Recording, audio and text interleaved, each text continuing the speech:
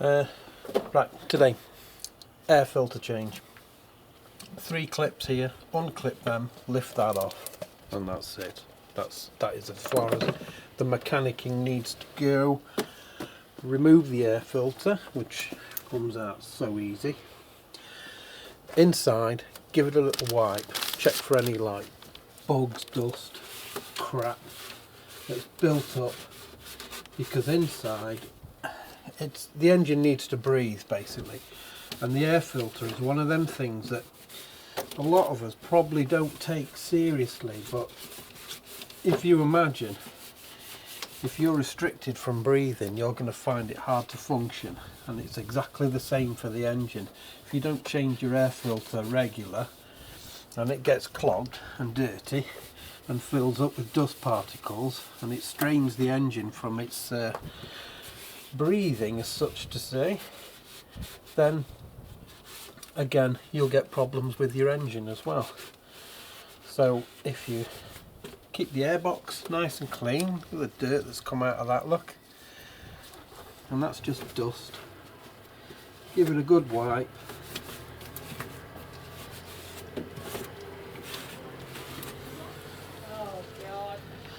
Yes, God indeed. Then get your air filter. That's the part number, by the way, for this particular model. There we are, that's a better thingy there if you want to pause the... Because mine is a 2006, and unfortunately I changed on that.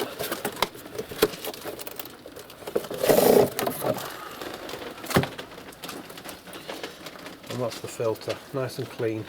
There, you can see, nice and clean inside now. And then the filter just goes over, that sleeves over this part here. And you just push that down into position, and then she'll just, that's it, slide over and push down. And then the cap fits over the top like so, and then these catches go back over like so. There's 3 in total.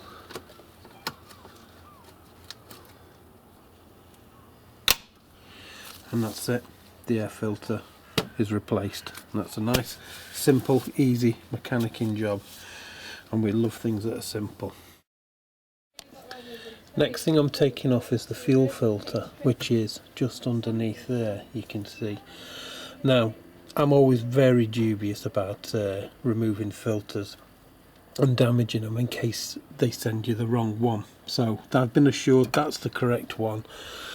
So what I'm doing is undoing the 2 13mm housing bolts, so I can pull the filter away and have a little look at it and just make sure that it's right before I remove it. Okay, very easily, 13mm undone, and they're out. Just making sure I can see. Right, okay, unplugged that one. I don't like to unplug too many things to start off with for inspection, and then this here, I am just going to stick a screwdriver under there to pull that loose. Okay, all doing. There we are. Right, this was tightened up. All I've done is I use a clamp like that, clamp it on, gives you that bit of leverage, just give her a little twist. Saves damaging the filter.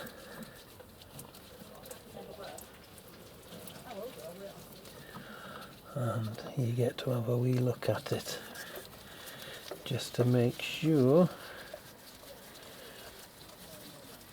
that your replacement is going to fit.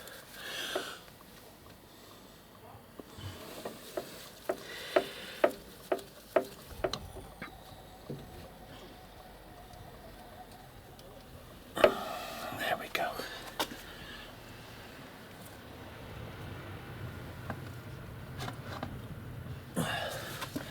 Now I can quickly compare now. So it's got that ring there.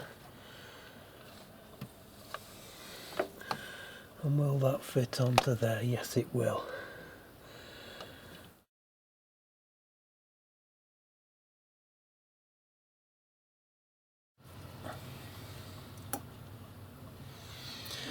So what I'll do is just remove that rubber ring carefully into my hand.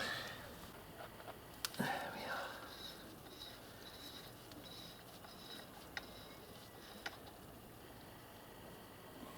So now that came with a little rubber seal.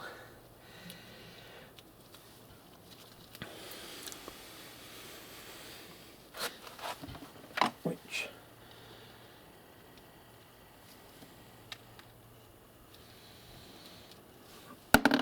I see that I've got. Just check that there's one on there. Yes, there is. Right.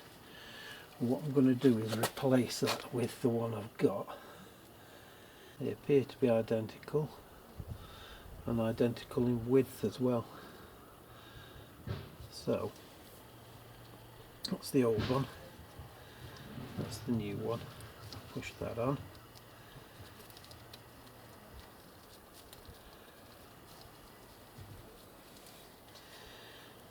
And then put that into there, like so. I hope this is on film.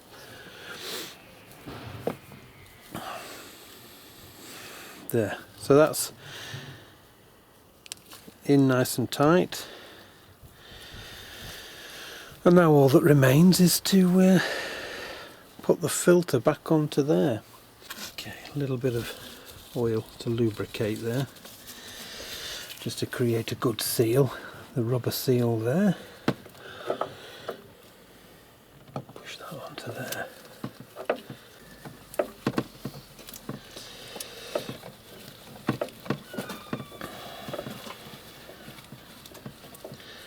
And that fits lovely right up to the one where it was before, like so.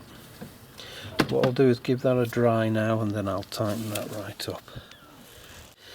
The electrical cable just pushes on at the bottom, and the wire that I unclipped just pushes in and it clips back into place. So now you just slide her through, feed it into that housing there.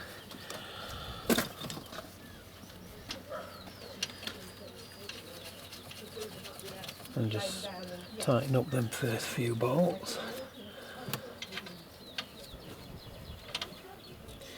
which will then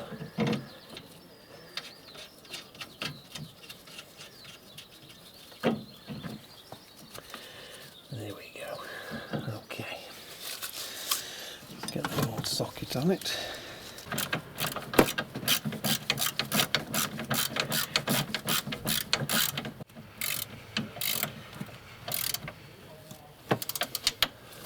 And then obviously the same with this side. Make sure you check that you've got all your leads plugged in the right place. So obviously that one goes into there. You hear the click there, that's in place. Make sure all them are on, pushed on, neat, and that. That one we've checked, that one's on, just to make sure nothing got loose during the removal and fitting of the new filter. And then that's it, she's ready for a test. Remove anything loose that can damage the engine. Take your manky gloves off. Right, let's give her a go. Let's see if she's with us.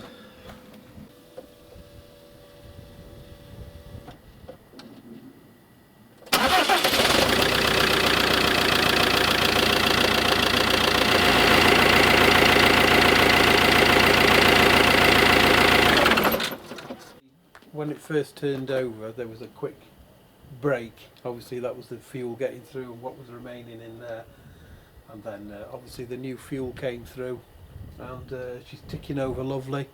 So what I'm going to do now is take her for a little test run, just make sure everything's fine, but I'm pretty confident that everything's okay. But that's pretty much how you change the fuel filter and the air filter. two really important filters. Always remember to change your oil, but definitely remember to change those filters, because if it can't breathe and it can't feed, it stops working, just like we do. Okay, the last part of the filter trilogy is the oil filter and fresh oil. I change my oil 4 times a year, and some people might say that's extreme, but it's my choice, and I know I've got a clean engine all the time. That's what you need for the oil filter. I have already done a video where you take the filter off and change the oil, so this is just a brief one of those for mine.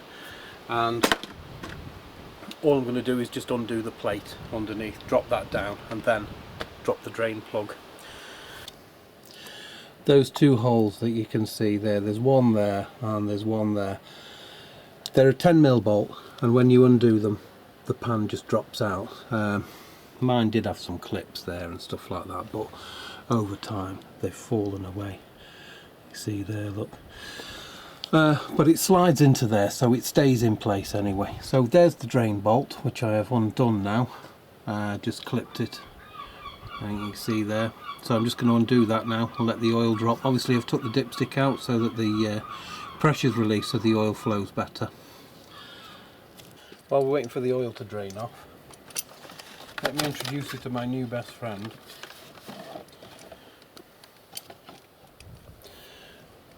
This will fit any filter. Slide it over, turn the ratchet, obviously 1/2 inch drive on this one, and then that will just take off any oil filter, any size. £4.99 from most motor spares. But if you've got multiple vehicles, it makes life a lot easier.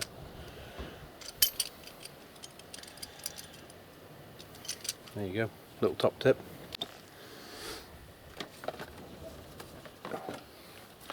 Okay, the old filter came straight off with that tool, no problems at all. When you're putting the new filter on, some people fill it with oil then put it in.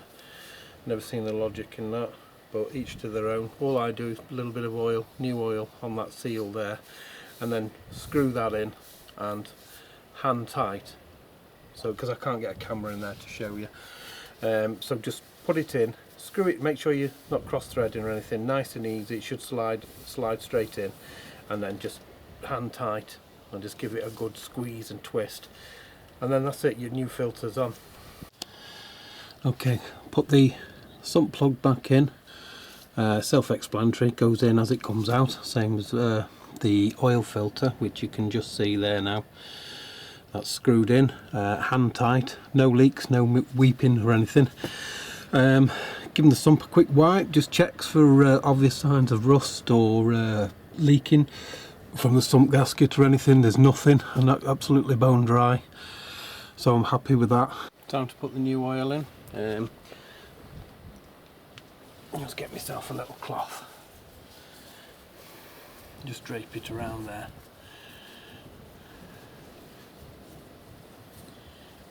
So if you do get any spillage, it doesn't go all over the engine. The Iveco takes 530. I put fully synthetic in mine,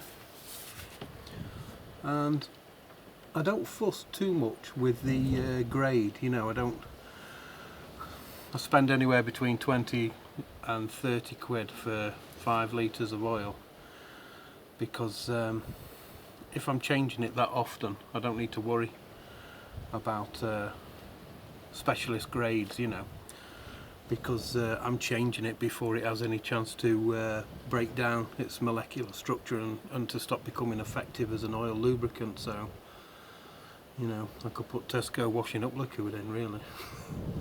No, I couldn't. Imagine all them bubbles. Right, there was 3 litres in here, so I'm just pouring that straight in.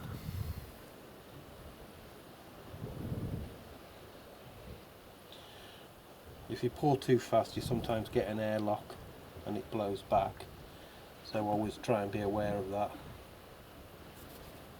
And there we go. So what I'll do is I'll let that settle now and just tidy up my workstation. the power steering fluid and stuff like that, which is down here, there, always, you know, give these things a little wipe, keep them clean, little check. There we go. And yeah, there's plenty in there, look. Well, not that you can see, but I can see that there's plenty in there.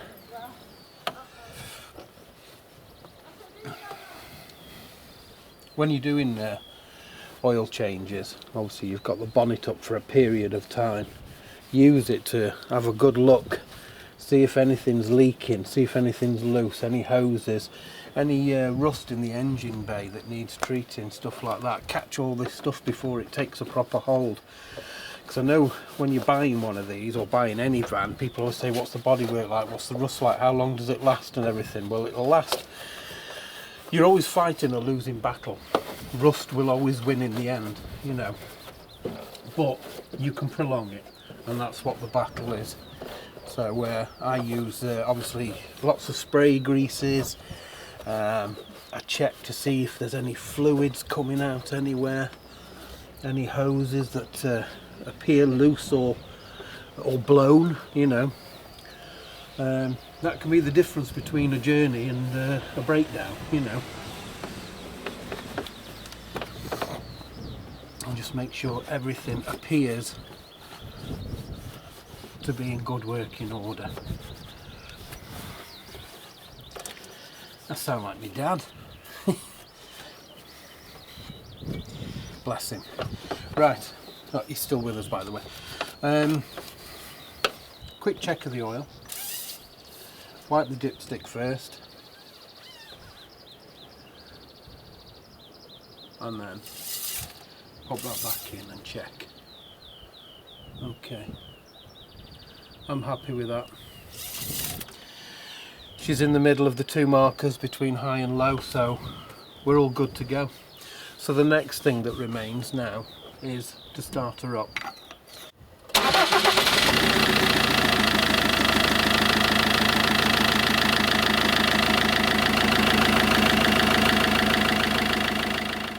Okay, that's the 3 filters done. Oil, fuel, air. Engine's running sweet now. Check the oil, oil's fine. I left it a good half an hour to sit so the oil filter's full. So I know that everywhere has got some lubrication in it and it's fine. So that's it, and what I'll do is I'll make a little note in the diary when I did all those changes, and then 12 weeks from now, or you know, 3 months from now sort of thing. Yeah, 12 weeks. I'll do another change and do the oil again.